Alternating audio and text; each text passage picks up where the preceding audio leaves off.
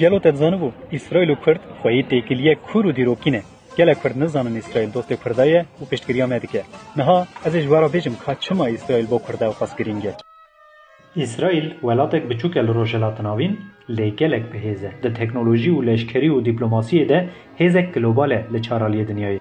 اسرائیل نیو باشوری کردستانیه ارد باشور 40,000 متر سرجماراوی 8 میلیون اسرائیل 22,000 متر سرجماراوی 10 میلیونه باجار سرکه اورشلیم ژروسالم انجی قدس پایتختوی تل آویو جی باجارک مدرن بوزنس کاروبار و تجارتیه پشتگیری دیروکی اسرائیل با کرده سال 67 انده اسرائیل لهمبر زوردستیا عراقی پشتگیری حرکت کردن باشوری کردستان کرد اسرائیل با کرده آلیکاریا لشکری جی کرد روسا موساد استخبارات کی هری بهز جهان شهروان کرد گلک وارانده پرورده کرد برخودانه کی کرد و جهویان ایه پار هیا هر دو جی هم کرد هم جهو بزخت و زوردستی و کنکوژیان را روبرومان و جبو جیان و مافی خواه برخودان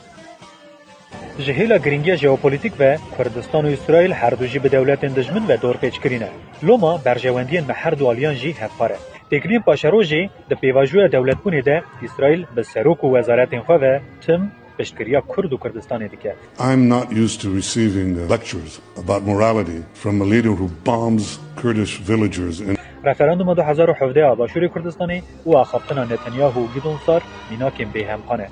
העם הכורדי, עם גדול, כ-40 מיליון נפש, אחד העמים הגדולים בעולם, אולי הגדול בעולם שאין לו עצמאות מדינית, הוא בן ברית טבעי שלנו, והוא מיעוט לאומי בארבע מדינות שונות, בשתיים מהן הוא נהנה מאוטונומיה, והוא קורבן לדיכוי ולתוקפנות מצד איראן ומצד טורקיה. אנחנו צריכים להושיט לו יד ולהעצים את הקשרים עמו. گاوا کردستان سربوخه بو دیساجی دی اسرائیل و دوستک هری نزج بو کرده گلو کرد کارن چه اسرائیلی هم ببن دولت جهویان تنه بو و جهو چهار عالی دنه دهاتن ودر کرن ظلم کرن و کشتن جهو رابون جفار دولت کوا کرن زمان خوی مری زندی کرن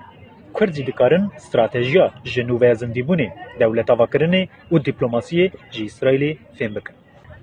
ev videoya dest pêkê bû. Van rojan ez ê biçim Tel Avivê û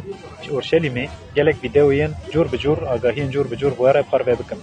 Gelo tu çi difikirî derbarê têkiliya Kurd û İsraîlê de? Şîroveyên de binivîse. Ji bo bêtir agahiyên İsraîlê min bişopîne.